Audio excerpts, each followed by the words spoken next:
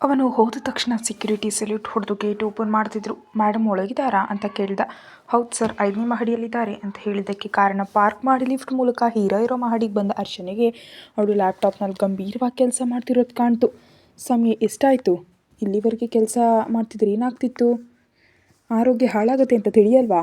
ನಾಳೆ ಒಬ್ಬ ಪ್ರಮುಖ ವ್ಯಕ್ತಿ ಜೊತೆ ಮೀಟಿಂಗ್ ಇದೆ, ಅದಕ್ಕೆ ಆ ಕೆಲಸವನ್ನು ಈಗಲೇ ಮಾಡ್ತಿದ್ದೀನಿ. ನಿನಗೇನಾದರೂ ತೊಂದರೆಯಾ? ಅವನನ್ನು ನೋಡದೇ ಹೇಳಿದ್ಲು. ಯಾರಾ ಪ್ರಮುಖ ವ್ಯಕ್ತಿ? ಅವಳು ಪಕ್ಕದಲ್ಲಿ ಕುರ್ಚಿ ನಡ್ಕೊಂಡು ಕೂತ. ಅವೆಲ್ಲ ಬಿಸ್ನೆಸ್ ರಹಸ್ಯಗಳು, ನಿನಗ್ಯಾಕೆ ಹೇಳಬೇಕು? ಯಾಕೆ ಹೇಳಬೇಕು? ಯಾಕೆ ಮಾಡಬೇಕು ಅಂದರೆ ನಂಗೆ ಸಿಟ್ಟು ಬರುತ್ತೆ. ಅದಕ್ಕೆ ಬುದ್ಧಿವಂತನ ಕೇಳಿದಾಗ ಹೇಳಿದ್ರೆ ಒಳ್ಳೆಯದು. ನನಗೆ ಮದುವೆ ಆಗಲಿರೋ ಹುಡುಗನ ಜೊತೆ ಮೀಟಿಂಗ್ ಇದೆ, ಸಾಕಾ? ಅವನ ಕಡೆ ತಿರುಗಿ ಕಾಲ ಮೇಲೆ ಕಾಲ ಹಾಕ್ಕೊಂಡು ಅಹಮ್ನಿಂದ ಹೇಳಿದ್ಲು. ಓಹೋ, ನನ್ನ ಸೋದರ ಸೊಸೆ ಬರ್ತಿದ್ದಾಳೆ ಅಂತ ನೀನು ಅವನನ್ನು ಕರೆದಿದ್ಯಾ? ಖಂಡಿತವಾಗಿಯೂ ಹಾಗೆ ಅಂದ್ಕೋ. ನೀನು ನಿನ್ನ ಅತ್ತೆ ಮಗಳನ್ನ ಕರೀತಿಲ್ವಾ? ನಾನು ಯಾಕೆ ಕರಿತಿದ್ದೀನಿ ಅಂತ ನಿನಗೆ ಅರ್ಥ ಆಗಲಿಲ್ವಾ? ನಮ್ಮ ಮಮ್ಮಿ ಒಪ್ಪಬೇಕಂದ್ರೆ ಮೊದಲು ಚರಿತ ಕರಗಬೇಕು. ನನ್ನ ಮನಸ್ಸನ್ನು ನಿನಗೆ ಹೊರತಾಗಿ ಯಾರೂ ಇಲ್ಲ ಅಂತ ಅವಳಿಗೆ ಪ್ರಾಯೋಗಿಕವಾಗಿ ತೋರಿಸ್ಬೇಕು. ಆಗ ಅವಳೇ ನನ್ನ ಮದುವೆ ಆಗಲ್ಲ ಅಂತ ನಮ್ಮ ಮಮ್ಮಿಗೆ ಹೇಳಿದ್ರೆ ಅವ್ರೇನು ಮಾಡ್ತಾರೆ? ಸತ್ರು ನಮ್ಮ ಮದುವೆಗೆ ಒಪ್ಕೊಳ್ಳೇಬೇಕು. ಇಷ್ಟು ಮಾತ್ರ ನಿನಗೆ ತಿಳಿಯಲ್ಲ ಅಂತ ನನಗೆ ಗೊತ್ತು. ಆದರೆ ಅವನನ್ನು ಬರಬೇಡ ಅಂತ ಹೇಳು. ಬಂದರೆ ಕೈಕಾಲು ಮುರಿದು ಮುಂಬೈಗೆ ಪಾರ್ಸಲ್ ಮಾಡ್ತೀನಿ ಅಂತ ಗಂಭೀರ ಧ್ವನಿಯಲ್ಲಿ ಹೇಳ್ತಿದ್ರೆ ಒಳಗೆ ನಗು ಬರ್ತಿದ್ರು. ಹೊರಗೆ ಹಠ ತೋರಿಸ್ತಾ, ಸಾಧ್ಯ ಇಲ್ಲ, ಅಪಾಯಿಂಟ್ಮೆಂಟ್ ಫಿಕ್ಸ್ ಆಗಿದೆ, ಬೇಕಿದ್ರೆ ನನಗೆ ಜೊತೆಯಾಗಿ ನೀನು ಬಾ. ಅವನು ನನಗೆ ಸರಿ ಹೊಂದುತ್ತಾನೋ ಇಲ್ವೋ ಅಂತ ನೋಡಿ ಹೇಳು ಅಂದ್ಲು. ನನ್ನ ಜೊತೆ ಆಟ ಆಡಬೇಕು ಅಂತ ಚೆನ್ನಾಗಿ ನಿರ್ಧರಿಸಿದ್ದೀರಲ್ಲ ನಿಮ್ಮ ಡ್ಯಾಡಿ ಆ್ಯಂಡ್ ಯು. ಮಧ್ಯದಲ್ಲಿ ಡ್ಯಾಡಿ ಏನು ಮಾಡಿದ್ರು? ನಿನ್ನ ಒಂದು ಮಾತಂದ್ರ? ಹೋಗಲಿ, ನಿನ್ನ ಬ್ಯಾಗ್ ಕೂಡ ತೆಗೆದುಕೊಂಡು ಹೋಗಿ ಮನೆಯಲ್ಲಿ ಇಟ್ಟಿದ್ದಾರೆ. ಅಷ್ಟು ಮಾತ್ರ ಕಣ್ಣಿಲ್ವ ನಿನಗೆ? ನೋಡಿದ್ಯಲ್ಲ, ಅದಕ್ಕೆ ಈಗ ಹುಡ್ಕೊಂಡು ಬಂದೆ ನಿನಗಾಗಿ. ಬಾ, ಮನೆಗೆ ಹೋಗೋಣ, ಎಲ್ಲರೂ ಕಾಯ್ತಿದ್ದಾರೆ. ರಾತ್ರಿ ಊಟ ಕೂಡ ಮಾಡದೆ ಹೋದೆ ಅಲ್ವಾ? ನಿನ್ನ ಅತ್ತೆ ಮಗಳ ಜೊತೆ ಹೊರಗೆ ಸುತ್ತಾಡಿ ತಿಂದಿಲ್ವಾ? ಪಾಪ ಹುಡುಗಿ ಆಸೆಯಿಂದ ಕೇಳಿದ್ಲು ಅಂದ್ಕೋ. ಹಾಗೆ ಒಂದು ರೌಂಡ್ ಹಾಕಿ ಅಜ್ಜಿ ಮನೆಗೆ ಹೋಗಿ ಬಂದವು. ಅಜ್ಜಿ ಕೊಟ್ಟ ಉಂಡೆ ತಿಂದವು. ನಿನಗೂ ತಂದಿದ್ವಿ, ಬಾ ಹೋಗೋಣ ಅಂದ. ಸ್ವಲ್ಪ ಕೆಲಸ ಇದೆ, ಮಾಡೋದಕ್ಕೆ ಬಿಡು ಅಂದಾಗ, ನಾನು ಮಾಡ್ತೀನಿ ಬಿಡು ಅಂದ. ಅಗತ್ಯ ಇಲ್ಲ, ಇದು ನನ್ನ ಬಿಸ್ನೆಸ್, ನಾನು ಮಾತ್ರ ನಿಭಾಯಿಸಬೇಕು. ಕಾಫಿ ಜ್ಯೂಸ್ ಬೇಕು, ಆದರೆ ನಿನ್ನ ಕೈಯಿಂದ ನೀನು ಸ್ವತಃ ಮಾಡಿ ತಂದರೆ ಮಾತ್ರ ಕುಡಿತೀನಿ ಅಂದಿದ್ದಕ್ಕೆ, ಹಿಂಸೆ ಮಾಡ್ತಿದೆಯಲ್ಲ ರಾಕ್ಷಸ ಅಂತ ಕೂದಲಿನ ರಬ್ಬರ್ ಬ್ಯಾಂಡ್ ಕಿತ್ತು ಎಷ್ಟು ಅಡುಗೆ ಕೋಣೆ ಹೊರಗೆ ಹೋದ್ಲು. ತಾಜಾ ಕಿತ್ತಳೆ ಹಣ್ಣುಗಳನ್ನ ತಂದು ಜ್ಯೂಸ್ ತೆಗೆದು ಐಸ್ ಕ್ಯೂಬ್ಸ್ ಹಾಕಿ 2 ಗ್ಲಾಸ್ ತರುವಷ್ಟರಲ್ಲಿ ಕೆಲಸ ಮುಗಿಸಿ ಕಂಪ್ಯೂಟರ್ ಆಫ್ ಮಾಡ್ತಾ ಕೂದಲು ಕಟ್ಕೊಳ್ತಿದ್ದ. ಹೀರಾ ಆ ಸೂಟ್ನಲ್ಲಿ ಕೂಡ ಮುದ್ದಾಗಿ ಹಾಟ್ ಹಾಕಿ ಕಾಣ್ತಿದ್ಲು. ಗ್ಲಾಸ್ ಕೈಗೆ ನೀಡ್ದ. ಸ್ವಲ್ಪ ಸ್ವಲ್ಪ ಕುಡಿದು ನಿರಾಳವಾದ ಹೀರಾ, ಪರವಾಗಿಲ್ಲ, ಮನೇಲಿ ಅಡುಗೆ ಕೂಡ ಮಾಡ್ತೀಯ, ಹಾಗಾದರೆ ನನಗೆ ಜ್ಯೂಸ್ ತೆಗೆದು ಕೂಡ ಬರಲ್ಲ ಅಂತ ಭುಜ ಕೊಲುಕ್ತಿದ್ರೆ ಅವಳ ಬ್ಲೇಸರ್ ತೆಗೆಯಲು ಹೋದ ಅರ್ಶನ್ನ ನೋಡಿ, ಏನು ಮಾಡ್ತಿದ್ಯಾ ಅಂದ್ಲು. ಸ್ವಲ್ಪ ರಿಲ್ಯಾಕ್ಸ್ ಆಗಿರುತ್ತೆ, ಕುತ್ತಿಗೆ ನೋವು ಬರ್ತಿಲ್ವಾ? ಇಟ್ಸ್ ಓಕೆ, ನನಗೆ ಅಭ್ಯಾಸ ಇದೆ ಅಂತಿದ್ರು. ಕೇಳಿದೆ. ಬ್ಲೇಸರ್ ತೆಗೆಸಲು ಶರ್ಟ್ ಬಟನ್ ತೆಗೆಯಲು ಹೋದಾಗ, ಕೊಲ್ತೀನಿ, ಅಲ್ಲಿ ಯಾಕೆ ಮುಡ್ತೀಯಾ ಅಂತ ಅರ್ಶನ್ ಕೈ ಹಿಡ್ಕೊಂಡ್ಳು. ನಿನ್ನ ಸೌಂದರ್ಯ ನೋಡಿಬಿಡೋಣ ಎಂಬ ಆಸೆ ನನಗೇನಿಲ್ಲ ಬಿಡು, ಅದು ನೋಡೋ ಸಮಯ ಬೇರೆ ಇದೆ, ಹೆದರಬೇಡ ಅಂತ ಬಟನ್ ಓಪನ್ ಮಾಡಿ ಶರ್ಟ್ ಕಾಲರ್ ಹಿಂದಕ್ಕೆ ತಳ್ಳಿ ಮೆಲ್ಲಗೆ ಬೆರಳುಗಳಿಂದ ಕುತ್ತಿಗೆ ಮುಡಿಯನ್ನು ಸವರಲು ಶುರು ಮಾಡ್ದ. ಇಷ್ಟು ವರ್ಷ ಏನು ಕಲಿತೆ? ಜ್ಯೂಸ್ ತೆಗೆಯೋದು, ಮಸಾಜ್ ಮಾಡೋದು ಇಷ್ಟೇನಾ ಅಂತ ಬೇಕಂತಲೇ ಕಾಡಿಸಿದ್ಲು ಹೀರಾ. ಅಷ್ಟೇನಾ? ಇನ್ನೂ ಬಹಳಷ್ಟು ಕಲ್ತಿದ್ದೀನಿ ಅಂದ ಕಿವಿ ಹತ್ತಿರ ಗುಸುಗುಸುತ್ತಾ. ಕುಡಿತಿದ್ದ ಜ್ಯೂಸ್ ಹೊರಬಂದು ಕೆಮ್ಮುತ್ತಾ, ಏನು ಕಲಿತೆ ಅಂತ ಕಣ್ಣು ಬಿಟ್ಟು ನೋಡಿದ್ಲು. ಈ ಜ್ಯೂಸ್ ತುಟಿಗಳಿಂದ ಜ್ಯೂಸ್ ತೆಗೆಯೋದು, ಮೃದುವಾದ ಕೆನ್ನೆಗಳು ಕೆಂಪಾಗುವಂತೆ ಮಾಡೋದು, ಸಣ್ಣ ಕಂಠವನ್ನು ಮುತ್ತಿಟ್ಟು ಅಮಲೇರಿಸೋದು, ಇನ್ನು ಎತ್ತರದ ಪರ್ವತಗಳನ್ನ ಏರಿ ನಿಲ್ಲಿಸು, ಏನು ಮಾತಾಡ್ತಿದ್ಯಾ? ಅದೇ ಹುಡುಗಿ ರೊಮ್ಯಾನ್ಸ್ ಮಾಡೋದು, ಪ್ರೀತಿಸಿದ ಹುಡುಗಿ ಭಾವನೆಗಳನ್ನ ಏರಿಸೋದು, ಇದೆಲ್ಲವನ್ನ ಕಲ್ತಿದ್ದೀನಿ, ಅದನ್ನು ತೋರಿಸ್ಬೇಕಾ ಅಂತ ರೊಮ್ಯಾಂಟಿಕ್ ಆಗಿ ನೋಡ್ತಾ ಶರ್ಟ್ ಬಟನ್ ಬಿಚ್ತಿದ್ರೆ, ಇನ್ನು ಸಾಕು ನಿಲ್ಲಿಸು, ಮನೆಗೆ ಹೋಗೋಣ ಬಾ ಅಂತ ಎದ್ದು ಬ್ಯಾಗ್ ಹಿಡಿಯೋದಕ್ಕೆ ಹೋದವಳನ್ನ ತಡೆದು ಕುರ್ಚಿಯಲ್ಲಿ ಕೂರಿಸ್ತಾ.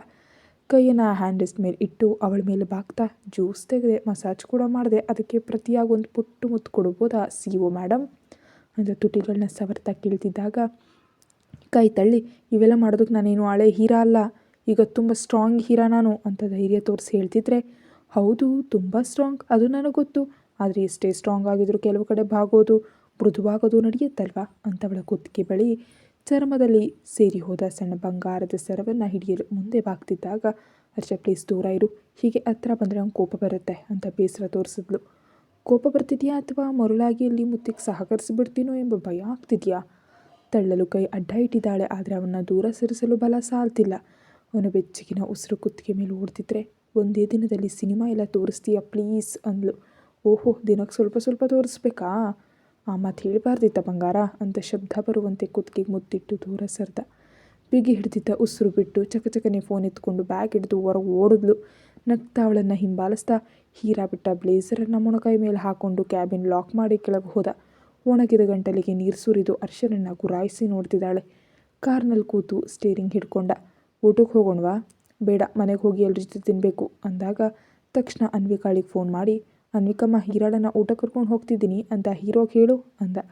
ಫೋನ್ನಲ್ಲಿ ಅವನ ಮಾತುಗಳನ್ನ ಕೇಳ್ತಿದ್ದ ಅನ್ವಿಕಾ ಅರ್ಜುನ್ ಕಡೆ ನೋಡ್ತಾ, ಊಟಕ್ಕೆ ಹೋಗ್ತಾರಂತೆ, ನಿಮ್ಮನ್ನ ಕೇಳೋದಕ್ಕೆ ಹೇಳ್ತಿದ್ದಾನೆ ಹರ್ಷ ಅಂತ ಕೇಳಿದ್ಲು. ಕಣ್ಣು ಮಿಟುಕಿಸಿ ಓಕೆ ಅಂತ ಹೇಳಿ ಫೋನ್ ಇಟ್ಲು. ಡ್ಯಾಡಿ ಖಂಡಿತ ಒಪ್ಪಲ್ಲ, ನನಗೆ ಗೊತ್ತು ಅಂತ ಬಡಾಯಿ ಬಿಡ್ತಿದ್ದ ಹೀರಾಳ ಮಾತು ರೆಸ್ಟೋರೆಂಟ್ ನೋಡಿದ ತಕ್ಷಣ ನಿಂತು ಹೋಯಿತು. ಡ್ಯಾಡಿ ಓಕೆ ಅಂದ್ರಾ ಅಂತ ಆಶ್ಚರ್ಯದಿಂದ ನೋಡ್ತಿದ್ದ ಅವಳನ್ನ ರೂಫ್ ಟಾಪ್ಗೆ ಕರ್ಕೊಂಡು ಹೋದ. ಅವಳಿಗೆ ಇಷ್ಟವಾದ ಬಿರಿಯಾನಿ ಆರ್ಡರ್ ಮಾಡಿ, ನನಗಾಗಿ ಅಂದು ಮಾಡಿದೆಯಲ್ಲ, ನೆನಪಿದೆಯಾ? ಬಿರಿಯಾನಿ ಯಾವಾಗ ಮತ್ತೆ ಮಾಡ್ತೀಯಾ?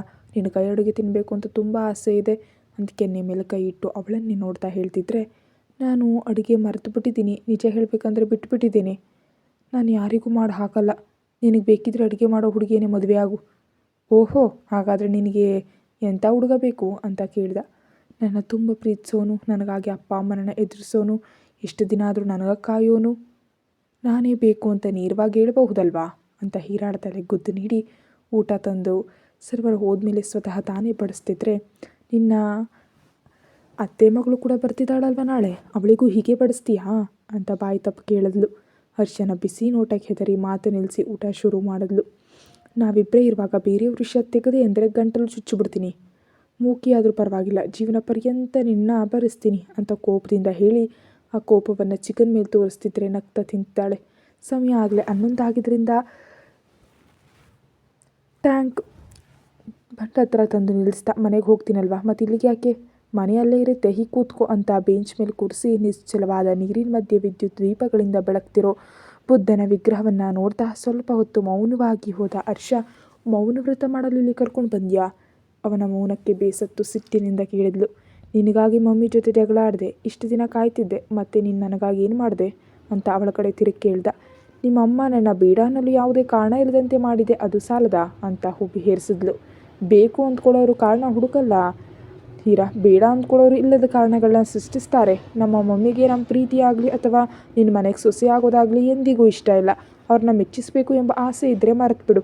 ನಾನೇ ಅವ್ರ ಹತ್ರ ನೀನೇ ಸೊಸೆ ಎಂಬ ಮಾತು ಹೇಳಿಸ್ಬೇಕಂದ್ರೆ ತಲೆ ಕೆಳಗಾಗಿ ತಪಸ್ಸು ಮಾಡಬೇಕು. ಅದಕ್ಕೆ ಏನು ಮಾಡಬೇಕು ಅಂತ ಯೋಚಿಸ್ತಿದ್ದೀನಿ. ಇಷ್ಟು ದಿನ ಅವರಿಗೆ ಕಾಣದಂತೆ ಸುಮ್ಮನಿದ್ದೆ, ಅವರು ಬದಲಾಗ್ತಾರೆ ಅಂತ ಕಾಯ್ತಿದ್ದೆ. ಅದು ಕೇವಲ ನನ್ನ ಆಸೆ ಮಾತ್ರ. ಆಸೆ ಕನಸಾಗಿಯೇ ಉಳಿತು. ಅದಕ್ಕೆ ಈಗ ಉಲ್ಟಾ ಹೋಗಿ ಚರಿತಾ ಕಡೆಯಿಂದ ಬರಬೇಕು ಅಂತ ಅವಳನ್ನ ಇಂಡಿಯಾಗೆ ಕರೆಸ್ತಿದ್ದೀನಿ. ಕನಿಷ್ಠ ಅವಳು ನಮ್ಮ ವಯಸ್ಸು, ನಮ್ಮ ಪ್ರೀತಿ ಅರ್ಥ ಮಾಡಿಕೊಂಡು ಮಮ್ಮಿಗೆ ತಿಳಿ ಹೇಳಿದ್ರೆ ಅವರು ಸ್ವಲ್ಪವಾದರೂ ಕರಗ್ತಾರೆ ಅಂತ. ನೀನು ಮಾತ್ರ ನಮ್ಮ ಅಮ್ಮ ಏನಾದರೂ ಅಂದರೆ ಸುಮ್ಮನಿರಬೇಡ, ಸರಿಯಾಗಿ ಉತ್ತರ ಕೊಡು. ಆದರೆ ಬೇಸರ ಮಾಡ್ಕೊಳ್ಬೇಡ, ಅವ್ರ ಮಾತುಗಳನ್ನ ಮನಸ್ಸಿಗೆ ತಗೊಳ್ಬೇಡ. ಚಿಕ್ಕ ವಯಸ್ಸಿನಲ್ಲಿ ನೀನು ಆ ಮಾತುಗಳಿಗೆ ಬೇಸರಪಟ್ಟ ಅನುಭವದಿಂದ ಹೇಳ್ತಾ ಇದ್ದೀನಿ. ಹೀರಾ ನಕ್ಕಿದ್ಲು. ಇಷ್ಟು ವರ್ಷಗಳಲ್ಲಿ ನಾನಷ್ಟು ಸ್ಟ್ರಾಂಗ್ ಆಗಿಲ್ಲದಿದ್ದರೆ ಈ ಮಟ್ಟಕ್ಕೆ ಬರ್ತಿದ್ದೆ ಅಂತ ಅಂದ್ಕೊಂಡಿಯಾ? ಬಿಸ್ನೆಸ್ನಲ್ಲಿ ಬೆಳೀತಿರುವಾಗ ನನ್ನನ್ನು ವೃತ್ತಿಪರವಾಗಿ ಎದುರಿಸಲು ಆಗದವರು ವೈಯಕ್ತಿಕವಾಗಿ ಗುರಿ ಮಾಡಿದ್ರು.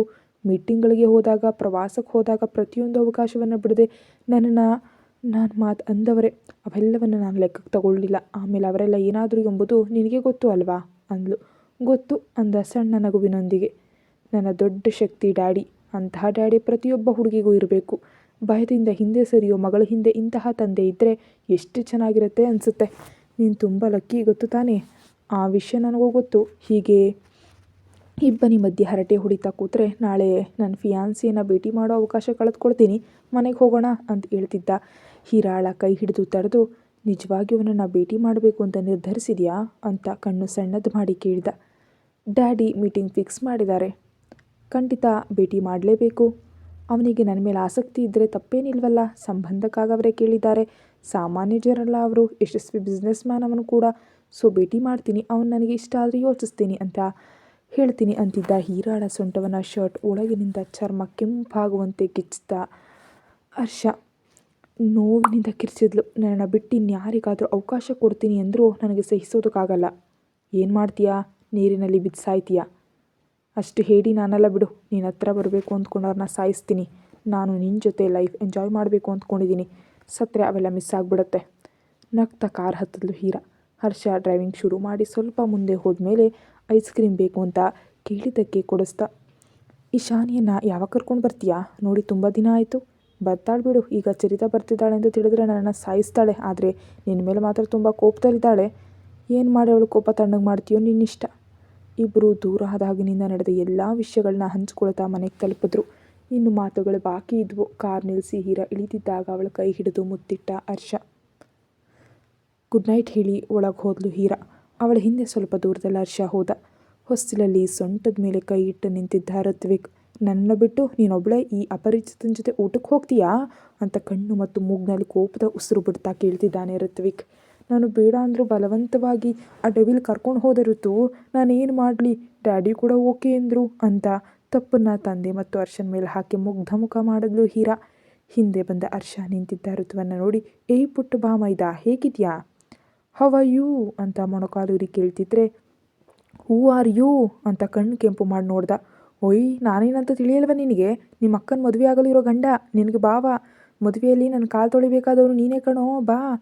ಏನು? ನಾನು ಯಾಕೆ ನಿನ್ನ ಕಾಲು ತೊಳಿಲಿ? I hate it. I am OCD boy. I don't like this type of rituals.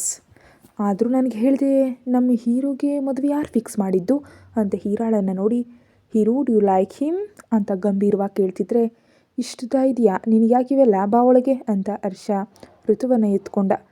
ಅವನು ಕೈ ಕಾಲು ಬಡಿಯುತ್ತಾ ಬಿಡು ಅಂತ ಗಲಾಟೆ ಮಾಡ್ತಾ ಹರ್ಷನ್ ಶರ್ಟ್ ಹಾಳು ಮಾಡ್ತಿದ್ರೆ, ಹರ್ಷ ಅವನನ್ನು ಇಳಿಸು, ಅವನಿಗೆ ಕೋಪ ಬಂದರೆ ಸುಮ್ಮನಿರಲ್ಲ ಅಂದ್ಲು ಹೀರಾ ಹಿಂದಿನಿಂದ.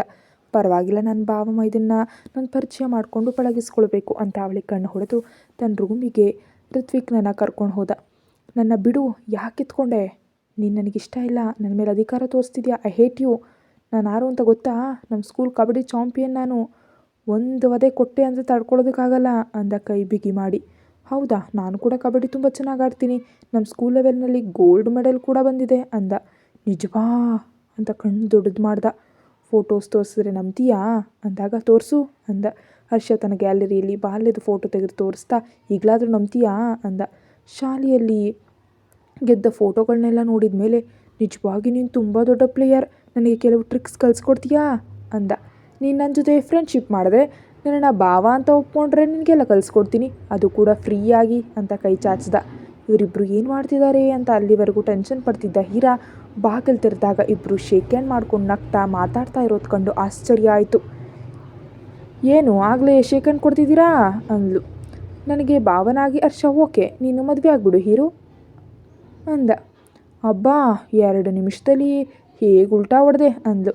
ಅವನು ತುಂಬ ಸಿಹಿಯಾಗಿ ಮಾತಾಡ್ತಿದ್ದಾನೆ, ಜೊತೆ ಕಬಡ್ಡಿ ಟ್ರಿಕ್ಸ್ ಕಲಿಸ್ತಾನಂತೆ ಅಂತ ಹೇಳಿ ಋತ್ವಿಕ್ನನ್ನು ಪಳಗಿಸ್ಕೊಂಡ ಹರ್ಷನನ್ನು ಕೋಪದಿಂದ ನೋಡ್ತಾ ಹೋದ್ಲು. ಬಾಮೈದ, ನೀನು ಇಲ್ಲೇ ಮಲಗ್ಬೋದಲ್ಲ ನಂಗೆ ಜೊತೆಯಾಗಿ, ಒಬ್ಬನೇ ಇರೋದಕ್ಕೆ ಬೋರ್ ಅಂದ. ಓಕೆ, ಊಟ ಮಾಡಿದ್ಯಾ ಅಂತ ಕೇಳ್ದ. ಕಾಳಜಿಯಲ್ಲಿ, ನಮ್ಮ ಅನ್ವಿಕಮ್ಮನ ಬುದ್ಧಿ ಬಂದಿದೆ ನಿನಗೆ ಅಂತ ಕೆನ್ನೆ ಎಳೆದು, ಊಟ ಮಾಡಿದೆ, ಡ್ರೆಸ್ ಚೇಂಜ್ ಮಾಡ್ಕೊಂಡು ಬರ್ತೀನಿ ಅಂತ ಹೋದ ಹರ್ಷ. ಅವನು ಬರೋ ಅಷ್ಟರಲ್ಲಿ ಅವನಿಗಾಗಿ ಮತ್ತು ತನಗಾಗಿ ಹಾಲು ತಂದಿದ್ದ ಋತ್ವಿಕ್, ನೀನು ಯಾಕೆ ತಂದೆ ಮಗನೇ, ನಾನು ಬರ್ತಿದ್ದೆ ಅಲ್ವಾ ಅಂದಾಗ, ಇಟ್ಸ್ ಓಕೆ, ಮನೆಯಲ್ಲಿ ನಮ್ಮ ಕೆಲಸ ನಾವೇ ಮಾಡ್ಕೊಳ್ಳೋದು ಅಭ್ಯಾಸ. ಮಮ್ಮಿ ಡ್ಯಾಡಿ ಎಲ್ಲಿದ್ದಾರೆ? ಅವ್ರ ರೂಮ್ನಲ್ಲಿ. ಋತ್ವಿಕ್ ತನ್ನ ರೂಮ್ನಲ್ಲಿ. ಈಗ ಖುಷಿ ಕೂಡ ತನ್ನ ರೂಮ್ನಲ್ಲಿದ್ದಾಳೆ. ಈಗ ಹೀರಾ ಹೋಗಿದ್ದಾಳೆ, ಜೊತೆಗಿರ್ತಾಳೆ. ನಾವು ಇಲ್ಲಿ ಅಜ್ಜ ಅಜ್ಜಿಯ ರೂಮ್ನಲ್ಲಿ ಅಂತ ಎಲ್ಲರೂ ಎಲ್ಲಿದ್ದಾರೆ ಅಂತ ಹೇಳ್ತಿದ್ರೆ ನಗ್ತಾ, ನಿನಗೆ ಕತೆ ಕೇಳೋ ಅಭ್ಯಾಸ ಇದೆಯಾ ಅಂತ ಕೇಳ್ದ. ನನಗೆ ಯಾರಾದರೂ ಸ್ಫೂರ್ತಿ ನೀಡೋ ಕತೆ ಬೇಕು, ಮೋಟಿವೇಶನ್ ಬರುತ್ತೆ ಅಂದಾಗ, ತನಗಿರೋ ಹೀರೋಗಳಲ್ಲಿ ಯಾರ ಕತೆ ಬೇಕು ಅಂದಿದ್ದಕ್ಕೆ ಸಚಿನ್ ಅಂದ. ಅವನ ಕತೆ ಹೇಳಲು ಶುರು ಮಾಡಿದ ಹರ್ಷ. ಹಾಗೆ ಕೇಳ್ತಾ ಇಬ್ಬರು ನಿದ್ದೆಗೆ ಜಾರಿದ್ರು. ಹೀರಾ ಕೂಡ ಫ್ರೆಶ್ ಅಪ್ ಆಗಿ ಮಲಗಿದ್ದ ಖುಷಿ ಪಕ್ಕ ಮಲ್ಕೊಂಡ್ಳು. ನಾಳೆ ಚರಿತಾ ಬರೋದಷ್ಟೇ ಅಲ್ಲ, ಅವಳು ತ್ರಿಲೋಕ್ನನ್ನ ಭೇಟಿ ಮಾಡಬೇಕು. ಏನು ಮಾಡಬೇಕು ಅಂತ ತಿಳಿಯದೆ ಯೋಚಿಸ್ತಾ ಮಲಗಿದ್ಲು. ಮೇಲೆ ಅರ್ಜುನನ ರೂಮ್ನಲ್ಲಿ ಬೆಳಗಿನ ಮೀಟಿಂಗಾಗಿ ಪ್ರೆಸೆಂಟೇಷನ್ ತಯಾರು ಮಾಡ್ತಿದ್ದ ಅರ್ಜುನನ್ನು ಅರ್ಥ ಆಗದೆ ನೋಡ್ತಾ ಬಂದ ಅನ್ವಿಕಾ, ನೀವು ಏನು ಮಾಡ್ತಿದ್ದೀರೋ ನನಗಂತೂ ಅರ್ಥ ಆಗ್ತಿಲ್ಲ. ಹರ್ಷ ಮನೆಯಲ್ಲಿದ್ದಾನೆ, ನಾಳೆ ಅವನ ಅತ್ತೆ ಮಗಳು ಕೂಡ ಬರ್ತಾಳೆ. ಈ ಸಮಯದಲ್ಲಿ ಹೀರಾ ಆ ತ್ರಿಲೋಕ್ಗೆ ಎದುರಾದ್ರೆ ಏನಾಗುತ್ತೆ? ಏನು ಮಾಡೋಣ ಅಂದ್ಕೊಂಡಿದ್ದೀರಿ ನೀವು ಅಂತ ಸೊಂಟದ ಮೇಲೆ ಕೈ ಇಟ್ಟು ಕೇಳಿದಾಗ, ಲ್ಯಾಪ್ಟಾಪ್ ಪಕ್ಕಕ್ಕಿಟ್ಟು ಅವಳನ್ನ ಒಡಲಿಗೆ ಹೇಳಿಕೊಂಡ ಅರ್ಜುನ್, ಈ ಬಾರಿ ನಾನು ಸುಮ್ಮನಿರಲ್ಲ, ನೀವು ಉತ್ತರ ನೀಡಲೇಬೇಕು. ಸೊಂಟ ಸುತ್ತ ಬಿಗಿಯಾಗಿದ್ದ ಅವನ ಕೈಗಳನ್ನ ತಳ್ತಿದ್ದಾಗ, ಬಿಟ್ಟು ಸ್ಟ್ರಾಂಗ್ ಆಗಿಬಿಟ್ರೆ ಬಾಯಿ ಮುಚ್ತೀಯಾ ಅಂತ ಎತ್ಕೊಂಡು ಬೆಡ್ ಕಡೆ ಕರ್ಕೊಂಡು ಹೋಗ್ತಿದ್ರೆ, ಇಲ್ಲಿ ಬೇಡ, ಟೆರೆಸ್ ಮೇಲೆ ಹೋಗೋಣ ಅಂತ ನಾಚಿಕೆಯಿಂದ ಅವನ ಕೈ ಹಾಕಿದ್ಲು.